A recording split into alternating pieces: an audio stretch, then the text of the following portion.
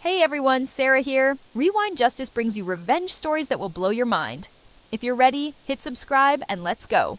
The smell of roasted turkey filled my parents' dining room as I carefully positioned my medication organizer beside my plate. 32 family members had gathered for Thanksgiving, and I could already feel the familiar tension building in my shoulders. My neurological condition always worsened with stress, and family gatherings were nothing if not stressful. "Emma, do you really need to bring that pill box to the table?" Mom asked, her voice sharp with disapproval. "It's Thanksgiving. Can't you leave the dramatics at home for one day?" I took a slow breath, counting to 5 like my therapist had taught me. "These are my prescribed medications, Mom. I take them on a schedule." "Prescribed by who?" my sister Rachel demanded from across the table. She was a pediatric nurse, which apparently made her an expert on all medical conditions. "I've asked you 100 times what's actually wrong with you and you never give a straight answer." "I have a diagnosed neurological condition," I said quietly. "Complex regional pain syndrome with neurological complications. I've explained this before." Dad set down his wine glass hard enough to make it ring.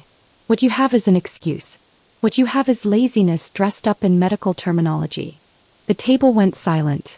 32 pairs of eyes locked on me. "That's not fair," I said, keeping my voice level. "Isn't it?" Mom stood up, her face flushed. "You're 31 years old, Emma. You don't work. You claim you can't work. You spend your days at home doing God knows what, collecting disability checks while the rest of us contribute to society. I have a legitimate medical condition. You have a convenient excuse." Her voice rose. "I'm your mother. I raised you. I know when you're faking." Rachel nodded vigorously. "I work with actually sick children every day. Kids with cancer. Kids with real disabilities. And then I see you lying around complaining about pain that no one can see or measure." My Uncle Jerry spoke up. "Your cousin Amanda has fibromyalgia and she still works full-time. She doesn't use it as an excuse to give up on life. Everyone's condition is different." "You're not sick, you're just lazy," Mom declared, her words cutting through the room like a blade. "Stop the act." Dad nodded slowly, deliberately. "Pathetic." The word hung in the air. Pathetic. My own father looking at me with disgust. My Aunt Carol added her voice to the chorus. "It's been what, 6 years? 6 years of this disability. At some point you have to just push through and get on with your life." "I agree," my grandmother said from the head of the table. "In my day we didn't have all these made-up conditions. We just worked hard and got on with things." I looked around the table at my entire family. At the judgment in their eyes. At the absolute certainty that I was lying, manipulating, faking. And something inside me shifted. I reached for my phone. "What are you doing?" Rachel asked. "Oh, let me guess. Texting your doctor? Getting more prescriptions for fake conditions." I smiled. A real smile. The kind of smile that comes when you finally stop caring what people think. "Actually," I said, opening my email app, "I'm sending a message to the board of directors at Mercy General Hospital." Mom rolled her eyes. "Of course you are. More medical drama." I typed as I spoke aloud. Subject: immediate withdrawal of neurology wing donation. "Dear board members, effective immediately, I am withdrawing my commitment to fund the new neurology wing.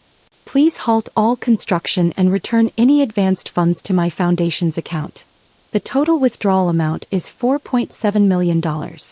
I hit send. The table had gone very quiet. "What are you talking about?" Dad asked slowly.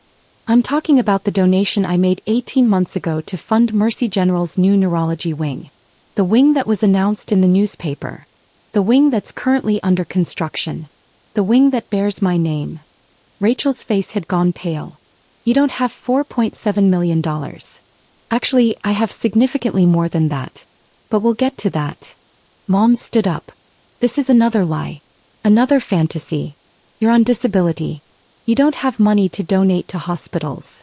"I'm on disability because I'm legitimately disabled," I said calmly. "But disability payments don't prevent someone from having other income. They don't prevent someone from building wealth. They don't prevent someone from being successful." "You're lying," Rachel said, but her voice shook. My phone rang. I looked at the screen. Dr. Patricia Chin. Chief of Medicine at Mercy General Hospital. I answered on speaker. Miss Foster. Dr. Chen's voice filled the dining room. I just received your email. Please tell me this is a mistake. It's not a mistake, Dr. Chen. I'm withdrawing the donation. But, Emma, the wing is already being built. We've announced it. Your name is on the dedication plaque. This is a $4.7 million commitment. I understand. My attorney will be in touch regarding the return of funds and the removal of my name from all materials. There was a long pause. May I ask why? I looked at my mother. Because I've realized I've been investing my resources in the wrong places. I've been trying to improve neurology care while my own family refuses to believe neurological conditions are real. Emma, please, can we discuss this? The neurology department serves over 3,000 patients annually. This wing will double our capacity. It will save lives. I'm sure you'll find another donor, Dr. Chen. Someone whose family actually believes in the cause. Your family. Dr. Chen's voice changed. Emma, is everything all right? Everything is fine. I've just had a clarifying moment about where my philanthropy should be directed. I'll have my attorney contact you tomorrow. I ended the call. The silence in the dining room was deafening. Part 2. The truth emerges. Mom sank back into her chair. That was staged. You set that up. Got some friend to call and pretend. Dr. Patricia Chen is the chief of medicine at Mercy General Hospital, I said. She's been featured in the New York Times. She won the Healthcare Leadership Award last year. She's not my friend playing a prank. Dad's face had gone from red to white. The neurology wing at Mercy General. The one they announced in the Herald 18 months ago. That was you. The Emma Foster Neurology Center for Advanced Care, I confirmed. Yes, that was me. Rachel grabbed her phone and started typing frantically. You're lying. You have to be lying. I waited while she searched. Watched her face change as she found the articles. The press releases. The dedication ceremony photos. This says. Rachel's voice trailed off. This says the donation was made by philanthropist Emma Foster through the Foster Neurological Research Foundation. That's correct. But that would mean... She looked up at me. That would mean you have a foundation. That would mean you have millions of dollars. I have a foundation dedicated to neurological research and patient care, I said. I established it 4 years ago. The Mercy General donation was its largest single commitment to date, though we've funded 17 other research projects across 8 states. Mom shook her head violently. No, this doesn't make sense. You're on disability. You live in that small apartment. You don't work. I live in a small apartment by choice, I said. I prefer simple spaces. And I don't work a traditional job because my neurological condition makes that impossible. But I do work. I manage my foundation. I review research proposals. I meet with medical professionals. I do it all from home on my own schedule, managing my pain and symptoms. Where did you get millions of dollars? Uncle Jerry demanded. From my work before I became disabled, I said. I was a software engineer. A very successful one. I specialized in medical data systems. I developed 3 separate platforms that were acquired by major healthcare companies. The total from those acquisitions was $18.7 million. The number seemed to suck the air out of the room. That was 7 years ago, I continued. I invested wisely, built the portfolio, established the foundation. Even with my medical expenses, which are substantial, I've grown my assets considerably. My current net worth is approximately $31 million. Rachel's phone slipped from her hand and clattered on the table. You're a multimillionaire, my cousin Amanda said slowly. And you never told anyone? Why would I? I looked around the table. So you could all decide my disability was real once you knew I had money? So you could respect my medical condition once you knew I was successful? That's not respect. That's not support. That's just greed and social climbing. That's not fair, Mom said weakly. Isn't it? 30 minutes ago you called me lazy. You called me pathetic. You said I was faking my illness for attention. But now that you know I'm wealthy, suddenly you want to talk about fairness. Dad found his voice. If you had this money, why didn't you help your family? Why didn't you tell us? Help you with what exactly? I asked. You have a comfortable life. You own your home. You take vacations. You're not struggling. What you wanted wasn't help. What you wanted was validation that you were better than me. We're your parents, Mom said, tears starting. We deserved to know. You deserved to believe me when I said I was sick, I countered. You deserved to trust me when I told you I was in pain. You deserved to support me when I needed my family. But you didn't do any of those things. So no, I don't think you deserve to know about my financial success. My phone buzzed. A text from Dr. Chin. Please reconsider. Can we meet? I showed it to the table. The hospital chief is begging me to reconsider. Because she understands what my family apparently doesn't. That neurological conditions are real, devastating, and worthy of serious medical research. Rachel stood up suddenly. I work at Mercy General. In pediatrics. The neurology wing. Emma, the pediatric neurology department is moving into that wing. We have kids on waiting lists for months. That wing was supposed to solve that. I'm aware, I said. I specified that pediatric neurology should be prioritized in the new space. And you're just going to take that away?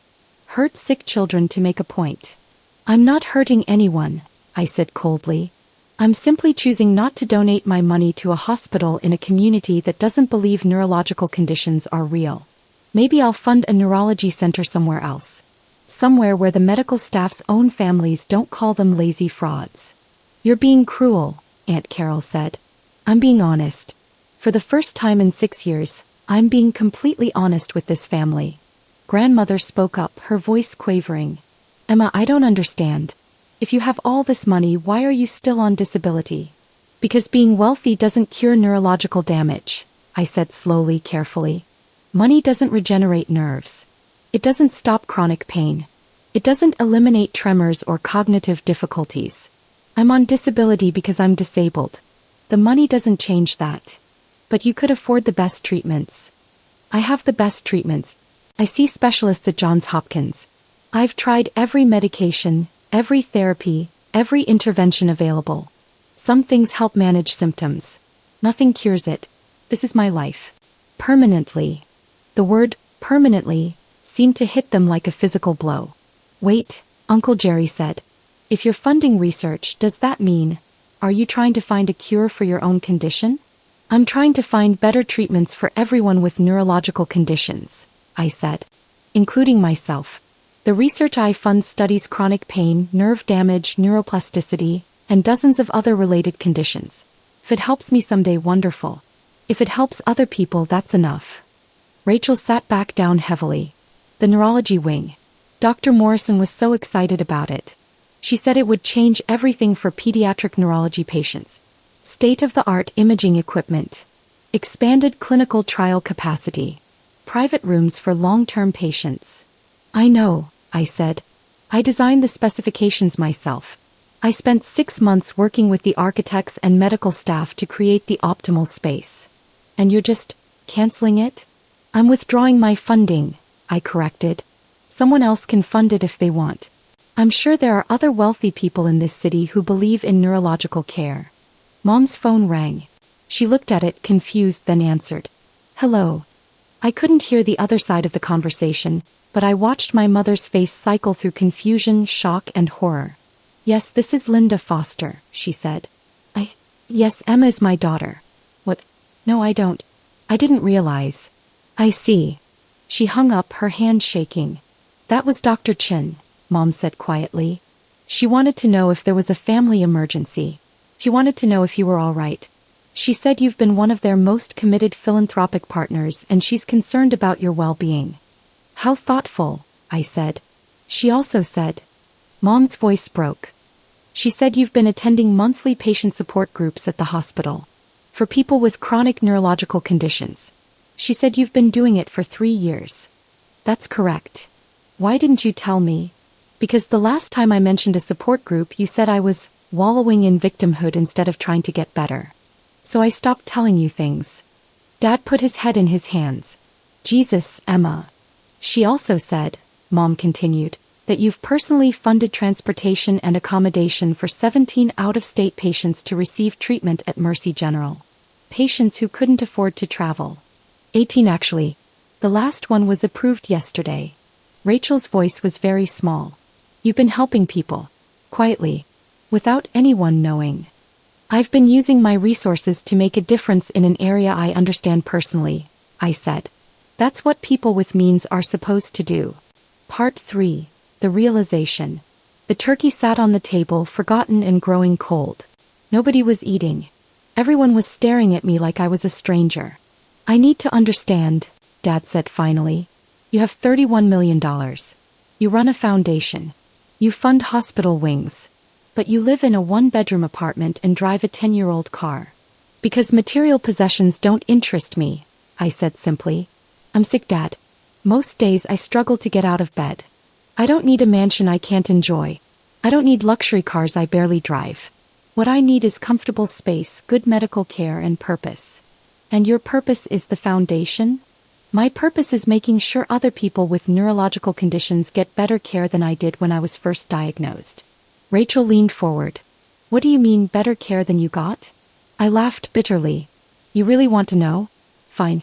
When I first started having symptoms 7 years ago, I went to 3 different doctors. All 3 told me it was stress. It was anxiety. It was psychosomatic. One suggested I just needed to exercise more and think positive thoughts. Emma. It took 18 months to get a proper diagnosis. 18 months of worsening symptoms, increasing pain, and every medical professional treating me like a hysterical woman who couldn't tell the difference between real and imagined illness. By the time I was diagnosed, the nerve damage was permanent. If I'd gotten proper treatment in those first 6 months, my condition might be manageable now. Instead, it's debilitating. The table was silent. That's why I fund neurological research, I continued. That's why I specifically fund research into diagnostic tools for conditions that don't show up clearly on standard tests. That's why I fund training programs to teach doctors to actually listen to their patients, especially women patients, especially patients with invisible illnesses. My phone buzzed again. Another text from Dr. Chin.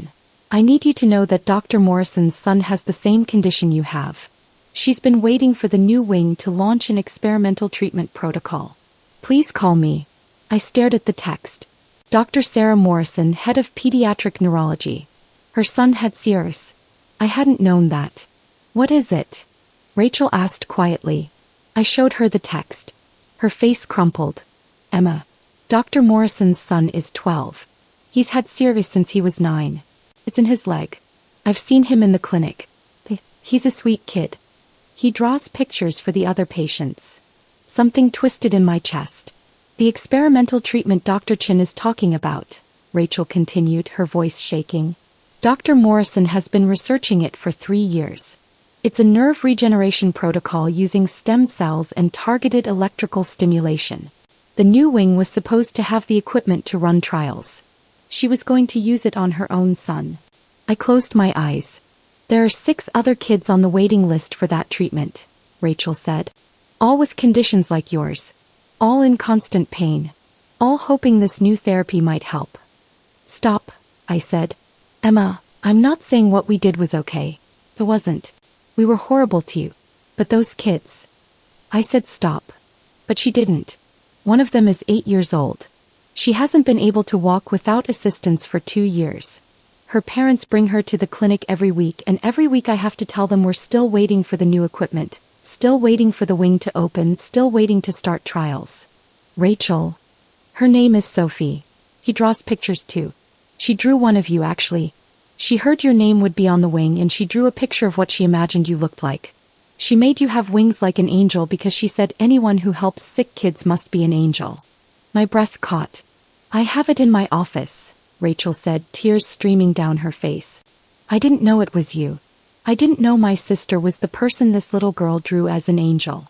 I didn't know my sister was the one giving her hope. I couldn't speak. Mom's voice was broken.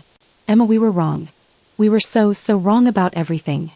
Yes, I agreed. You were. Can you? Dad's voice cracked. Can you find it in your heart to forgive us? I looked at my father, my mother, my sister. At the entire family who had spent 6 years telling me my pain wasn't real. I don't know, I said honestly. I don't know if I can forgive you. I don't even know if I want to try. That's fair, Dad said quietly. That's more than fair. My phone rang again. Dr. Chin. I answered. Dr. Chin. Emma, please. Before you make this final, will you meet with me? Will you meet with Dr. Morrison? I know we have no right to ask, but please, just hear us out. I looked at my family, at their devastated faces. I'll think about it, I said. Thank you. That's all I ask. Thank you. I ended the call. The dining room was so quiet I could hear the wall clock ticking. I need to leave, I said, standing up. The movement sent pain shooting through my legs, reminding me why I was here, why any of this mattered. Emma, wait, Mom said, standing as well. Please don't leave like this. How should I leave? Should I stay for dessert and pretend the last hour didn't happen? Pretend you all didn't spend Thanksgiving telling me I'm a lazy fraud? We'll apologize, she said desperately. We'll do whatever it takes. I don't want your apologies, I said, and realized as I said it that it was true. I don't want you to be sorry you said those things. I want you to actually understand why those things were wrong. And I don't think you do. Not really. I think you're sorry you were wrong about my wealth, not sorry you were wrong about my disability. The distinction hung in the air. That's not true, Rachel said. Emma, I work in medicine. I know conditions like yours are real. I thought. You thought what? That I was exaggerating? That I was one of the bad disabled people who wasn't trying hard enough? That I was different from your patients because I was your sister and you knew me better than their doctors knew them? She couldn't answer. That's medical bias, I said. That's exactly the kind of thinking that delays diagnoses and causes harm. And you're a nurse. If you think that way, imagine how regular people think. Imagine how employers think. Imagine how families think. We'll do better, Mom promised. We'll learn. We'll educate ourselves. Maybe you will, I said. But I'm not going to be around to see it. I'm going to spend my Thanksgiving evening calling Dr. Chin back and discussing the neurology wing. And then I'm going to spend the next several weeks deciding what I want my relationship with this family to look like going forward. What does that mean? Dad asked. It means maybe we have a relationship. Maybe we don't. I haven't decided yet. I walked toward the door, each step carefully measured to hide the pain. Emma, grandmother called out. Please, don't leave like this. We're family. I stopped at the doorway and turned back. Family is supposed to believe you when you say you're hurting, I said. Family is supposed to support you when you're struggling. Family is supposed to be the people who show up when everyone else walks away. You haven't been my family for 6 years. You've been my critics. You've been my judges. You've been my accusers. We can change, she said. Maybe, I agreed. But I don't have to wait around to find out. I left. Part 4. The decision. I drove straight to Mercy General Hospital. Dr. Chin had texted me the address of her office, and despite it being Thanksgiving evening, she was there waiting. So was Dr. Morrison. Thank you for coming, Dr. Chin said as I entered. Her office was neat, organized, filled with medical journals and family photos. Dr. Morrison stood by the window. She looked exhausted. I hear your son has CIS, I said to her. She nodded. Since he was 9. It started in his right leg after a minor soccer injury. It's progressed to where he can't walk without assistance. He's in constant pain. I know what that's like. I know you do. Dr. Morrison's eyes were red. That's why I was so excited about your donation. Not just for the professional impact, but because it meant someone who understood was making this happen. Someone who knew what these kids go through. I sat down, the pain in my own legs demanding rest. Tell me about the treatment protocol. For the next hour, Dr. Morrison explained the research. The science was promising. The early trials showed potential for nerve regeneration and pain reduction. It wouldn't cure CRPS, but it could make it manageable. How many patients could this help? I asked. Locally? Maybe 50 in the first year. Nationally? If the trials work, potentially thousands. This is cutting-edge work, Emma. The kind of thing that could change treatment protocols worldwide. I thought about Sophie. About Dr. Morrison's son. About the 8-year-old who couldn't walk and the 12-year-old who drew pictures to comfort other sick kids. My family spent 6 years telling me I was faking, I said quietly. 6 years of comments. 6 years of doubt. 6 years of being treated like a burden. I'm sorry, Dr. Morrison said. Tonight at Thanksgiving my mother called me lazy. My father called me pathetic. My sister, who works in your hospital, said I was using my disability as an excuse. Dr. Chin closed her eyes. Oh, Emma. And then I told them about the donation. I told them about my foundation, about my wealth, and suddenly they cared. Suddenly they wanted to talk. Suddenly my disability seemed real to them. Because they finally had proof they couldn't deny, Dr. Morrison said gently. Exactly. They didn't believe me when I was just disabled. They believed me when I was wealthy. That's not love. That's not family. I don't even know what that is. It's human, Dr. Chin said. It's flawed and it's wrong, but it's human. People are biased. They make judgments. They fail the people they love. It doesn't make it right, but it makes it understandable. I shook my head. I'm tired of understanding. I'm tired of making excuses for people who hurt me. Then don't, Dr. Morrison said. Don't forgive them. Don't reconcile with them. But please don't punish my son for what your family did. The words hit like a physical blow. That's not fair, I said. None of this is fair. It's not fair that you have CIS. It's not fair that my son has it. It's not fair that there are kids in this hospital right now lying in pain while we argue about funding. None of it is fair. But we can still choose to do the right thing. I looked at her. At this woman who spent her days treating sick children while her own child suffered. At this woman who dedicated her career to finding answers. If I reinstate the funding, I said slowly, I need something in return. Name it, Dr. Chin said. I want my anonymity back. Take my name off the wing. Make it the Dr. Sarah Morrison Neurology Center or the Hope for Children Neurology Wing or whatever you want. But my name doesn't go on it. Emma. I donated because I wanted to help. Not for recognition. Not for my family to see my name on a plaque. I don't want to be the Emma Foster Neurology Center anymore. I just want to be someone who helped. Dr. Morrison's eyes filled with tears. We can do that. And I want to be involved, I continued. Not publicly. Not with any fanfare. But I want regular updates on the research. I want to know how the kids are doing. I want to be part of this even if no one knows it's me. Of course, Dr. Chin said. And one more thing. I looked at Dr. Morrison. When your son gets the treatment, when he starts to improve, I want you to tell him something for me. What? Tell him that someone who has the same condition believed it was possible for him to get better. Tell him that someone who understands his pain invested everything they could to make that treatment available. Tell him he's not alone. Tell him he's not faking. Tell him he's not lazy or pathetic or using his condition as an excuse. Dr. Morrison was crying openly now. I will. I promise I will. I pulled out my phone and opened my email. In front of both doctors I typed a new message. Subject: Neurology Wing Donation Revised Terms. Dear board members, please disregard my previous email. I am reinstating my $4.7 million commitment to the Neurology Wing with the following changes. The wing will be renamed to honor the medical professionals who dedicate their lives to this work, not donors.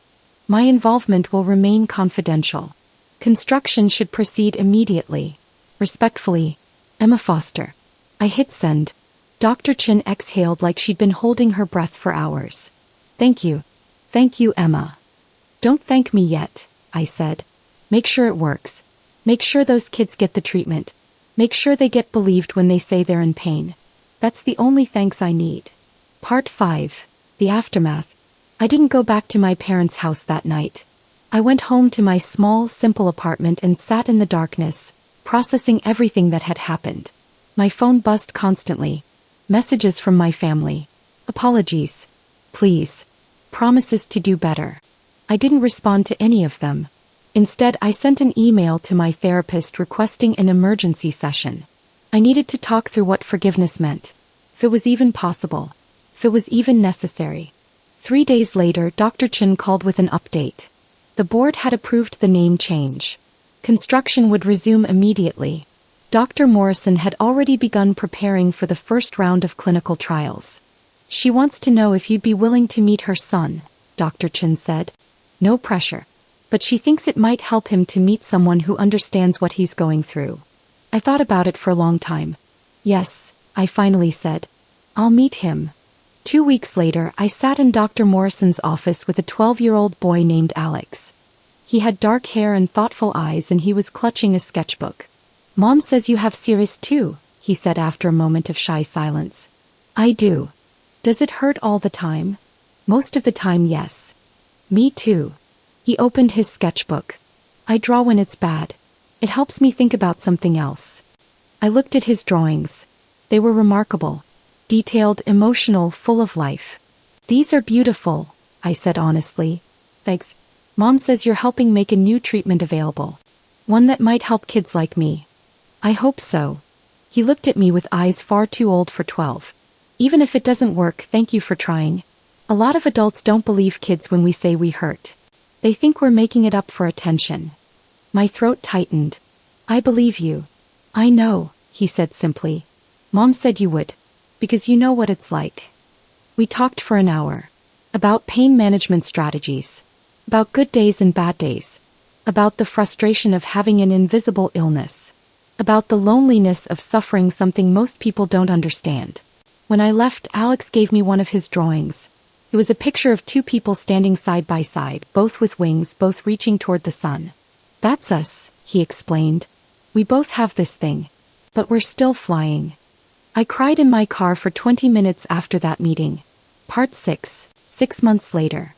The new neurology wing opened in April. It was beautiful. State-of-the-art equipment.